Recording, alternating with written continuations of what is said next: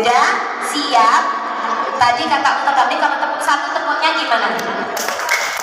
Satu. Nah, kita nggak oke bisa? Kalau dua di sini. Kok oke? Yes kalau satu. Kalau dua? Oke. Kalau tiga? Semangat. Betul. Kalau empat? Konsentrasi. Kalau lima? Lima kok fokus. Siap belajar. Oke. Tepuk satu. Yes. Tepuk satu. Tepuk dua. Tepuk tiga. Tepuk empat. Tepuk lima. Iya baik. Bismillahirrahmanirrahim. Kisahnya dimulai. Pada suatu hari di bulan Ramadan, Rasulullah berserta para sahabat sedang berhalaqah atau ada kajian. Nah, Rasulullah seperti biasa memberikan ilmu agama. Tiba-tiba Rasulullah tersenyum. Saat melihat Rasulullah tersenyum, para sahabat ada yang bertanya, "Wahai Rasulullah, kenapa kau tiba-tiba tersenyum ya Rasulullah?" Rasulullah menjawab bahwasanya, "Wahai para sahabat, aku sedang melihat nanti di hari kiamat ada seorang nabi yang membawa pedang masuk ke dalam surga. Dan nabi ini sendirian, tidak ada umatnya, tidak ada pengikutnya." Lalu sahabat bertanya lagi, "Siapa ya Rasulullah? Nabi siapa yang tidak punya pengikut?" Nabi Isa. Coba Nabi siapa? Nabi Isa punya, disebut Hawariyun, ya, yang mengikuti dan membantu dakwahnya Nabi Isa. Punya pengikut Nabi Isa. Kira-kira Nabi siapa? Nah, kenapa kok kita tidak familiar dengan namanya? Karena Nabi ini termasuk Nabi yang tidak wajib diketahui. Kalau Nabi dan Rasul yang wajib diketahui ada berapa? 25. Adam, Idris, Nuh, Soleh, Ibrahim, Lut, Ishak, Ismail, Yakub dan Yusuf, Su'eb, Harun, Musa, Daud, Zulkifli, Sulaiman, Ayub, Yunus, Zakaria, Ilyas dan Ilyasa, Yahya, Isa dan Muhammad.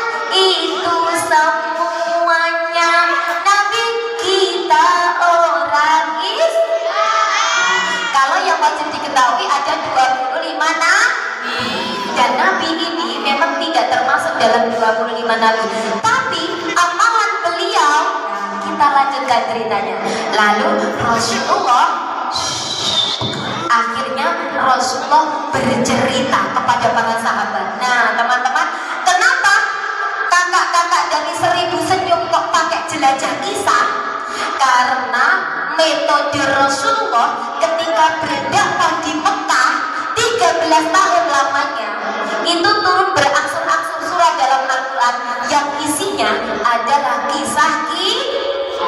kisah-kisah para nabi dan orang-orang saleh yang terdahulu. Bahkan orang kafir saat ngetes Rasulullah itu Rasul beneran apa bukan, juga dengan menanyakan kisah-kisah. Salah satu kisah yang ditanyakan kepada kaum kafir kepada Rasulullah adalah kisah Ashabul Kahfi. Nah makanya 1000 senyum keren berbagi kisah ke sekolah-sekolah di Surabaya. Bahkan kapan hari bulan lalu kalau nggak salah udah diajak ke Madura.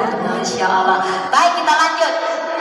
Rasulullah pun berkisah kepada para sahabat. Nah, Nabi ini bernama Sam'un al-Ghazi. Siapa? Bisa disebut Sam'un al-Ghazi, boleh. Dalam kitab-kitab Alkitab terdahulu ada yang menyebutnya Samson. Nah, maka itu diadopsi dalam film-film barat, orang yang kuat. Kalau film Indonesia apa? Ada itu duplikasinya. Samson dari Betawi. Baik. Akhirnya Rasulullah bercerita, "Wahai sahabatku,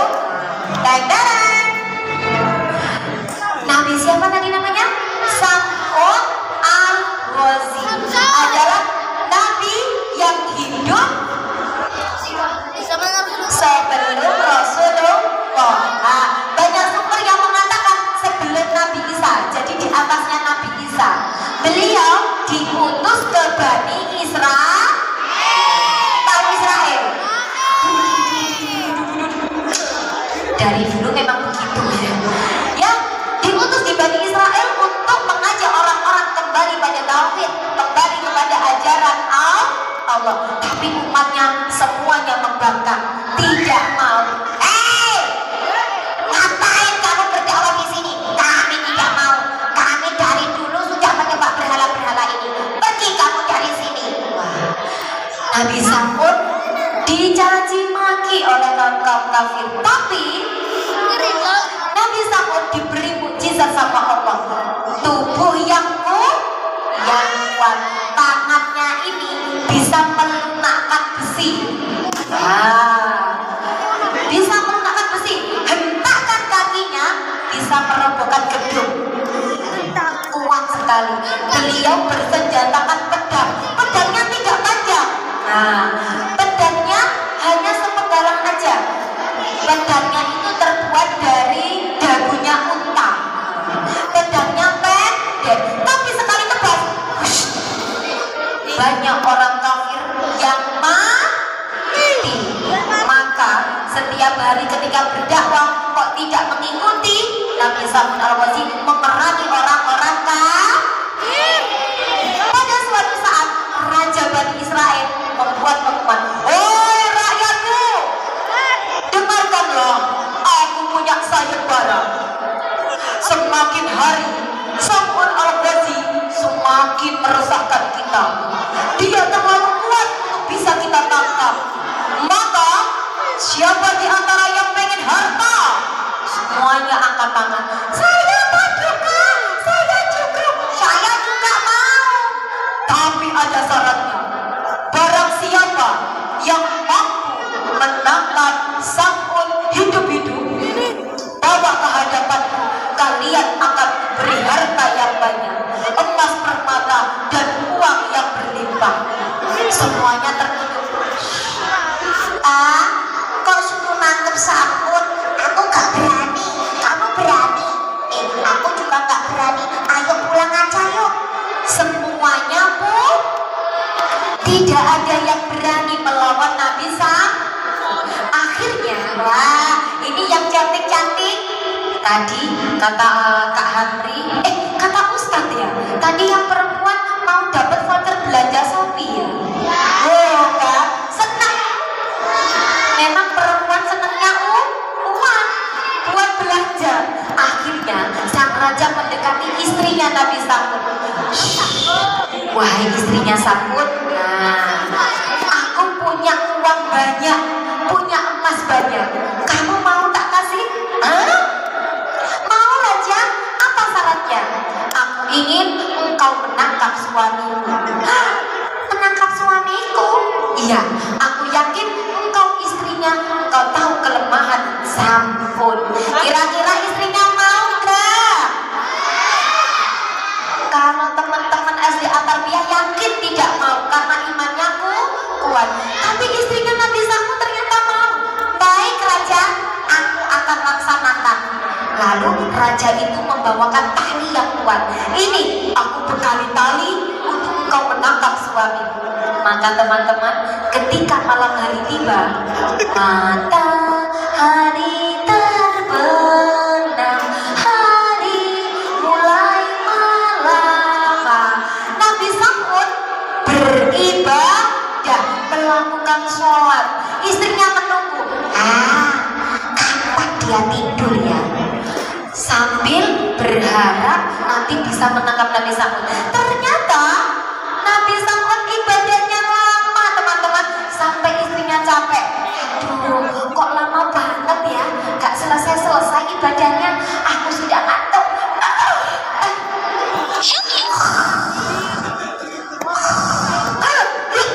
Kok aku ketiduran? Tiba-tiba pagi sudah tiba. Lalu istrinya pun ke rumah sang raja. Wahai raja, maafkan aku.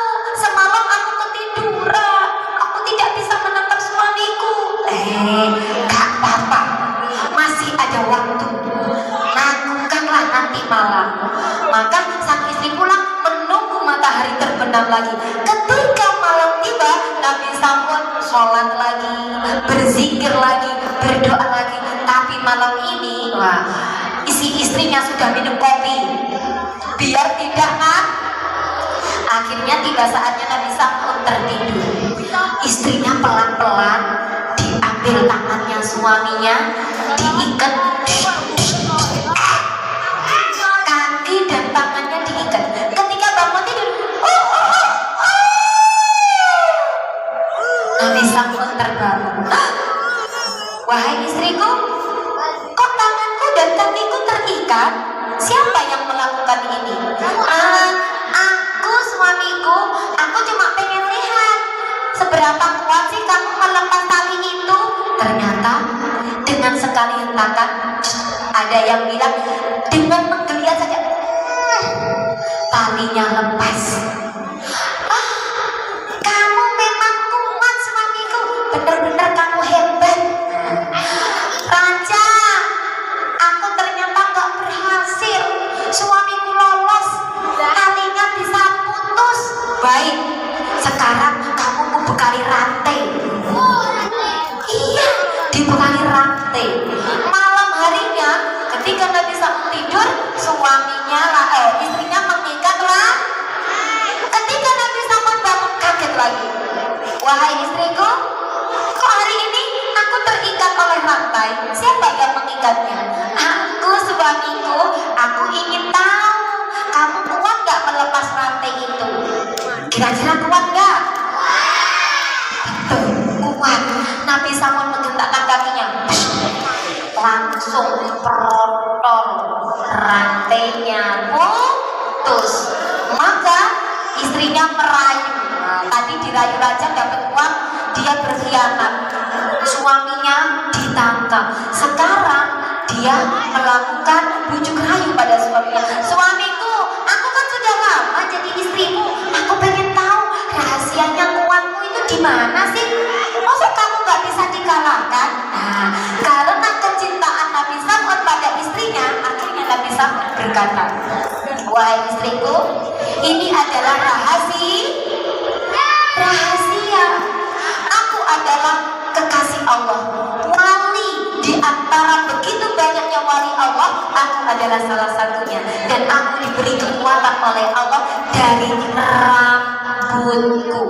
Diceritakan rambutnya Nabi Samud kalau berdiri menyentuh tanah, berarti panjang. Jika aku diikat oleh rambutku, maka dengan segala upaya apapun aku tidak bisa terlepas. Oh gitu.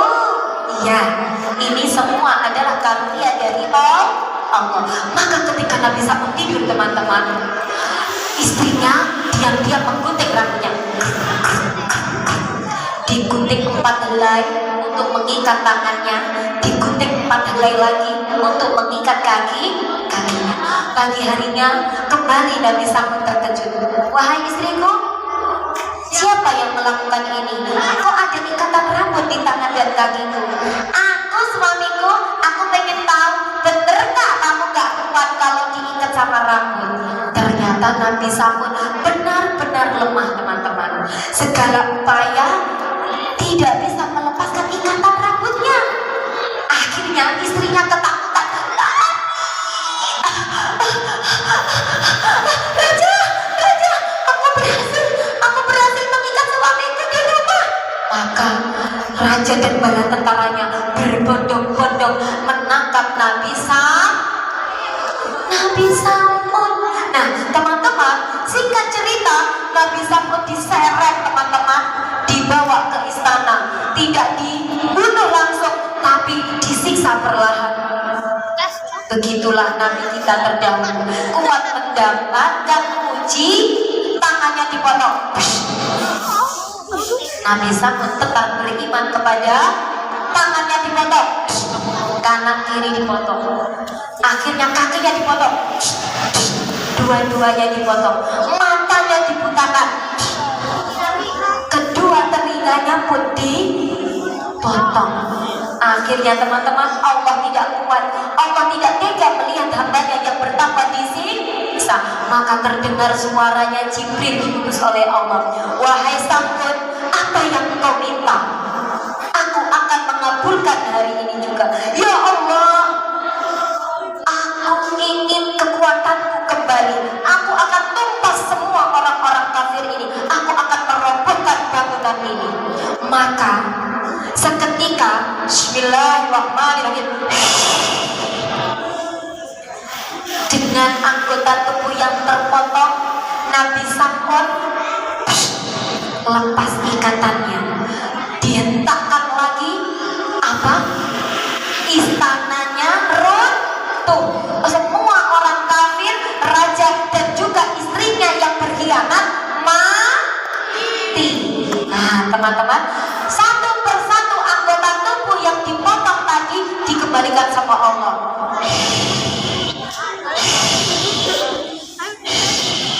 Semuanya dikembalikan. Itu hadiah kepada orang-orang yang bertakwa.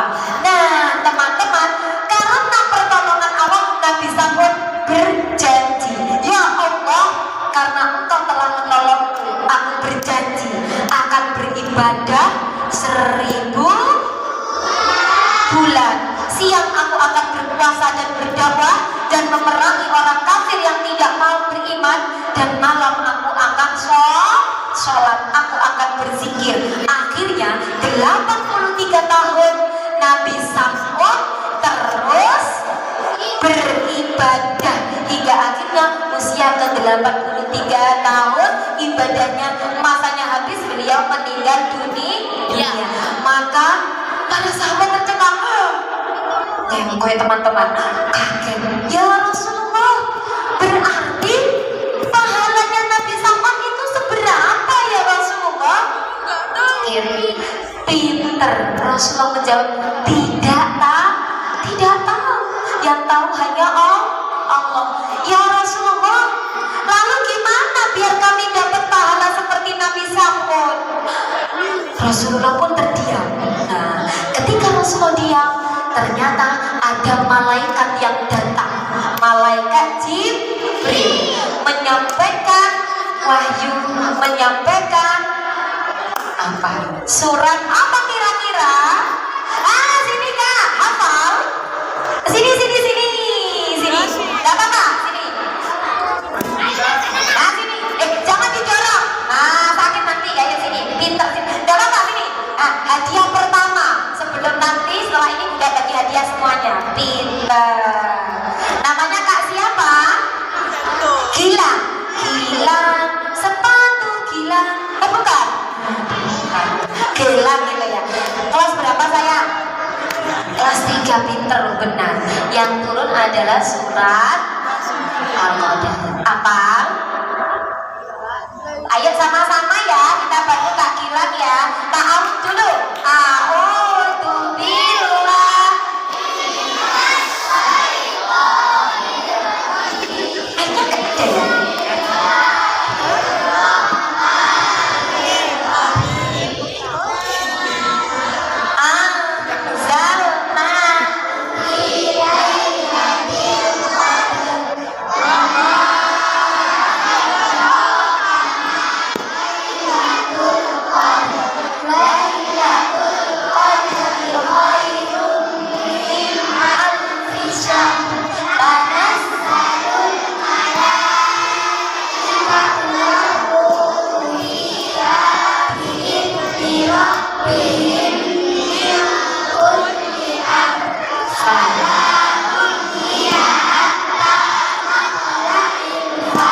Sedangkan tepuk tangan untuk Kak Gilang. Masya Allah. Nih hadiah untuk Kak Gilang.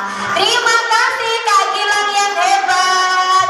Betul. Akhirnya turunlah surat Al-Qadah, pemberitahuan kepada Rasulullah, ya, sesungguhnya kami telah menurunkan Al-Quran di malam kemuliaan. Sesungguhnya Lailatul Qadar itu yang pertama kali turun pada tanggal 17 Ramadan saat Rasulullah di Gua Hiro. Tapi Rasulullah belum tahu ya. Lalu apakah malam Lailatul Qadar itu? Malam Lailatul Qadar adalah malam yang lebih mulia dari 1000. Pada malam itu turunlah malaikat-malaikat beserta malaikat Jibril yang mengurus segala urusan. Urusannya siapa? Urusan kita, umatnya Rasulullah. Dan malam itu penuh dengan kemuliaan hingga terbit fajar. Maka kata Rasulullah pada para sahabat dan kita semua, yuk Qadar. Satu malam saja kalian beribadah dan menepati malam Lailatul Qadar, kalian akan mendapati pahala, mendapati ganjaran seperti yang dilakukan Nabi Sam'un Al-Ghazi. Nah, sebelum kita keluar, Bunda Adin punya simulasi. Nah, simulasi apa? Nah, 1, 2, 3, wale. Nah, berapa ini? 4, 1. Nah, bentuk apa ini? Bebek. Burung.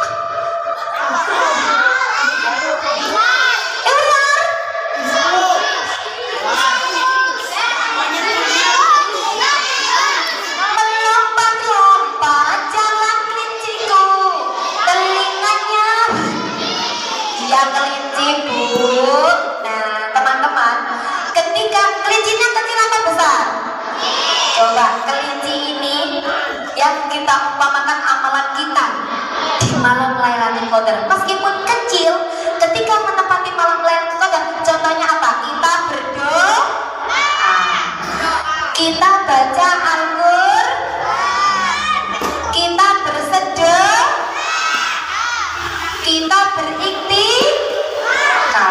Tapi ketika menepati malam Lailatul Qadar, kita akan dapat pahala yang banyak. Mengalahkan apa tadi? Mengalahkan setan, mengalahkan malam 1000. Oh iya saya 1000, Bu.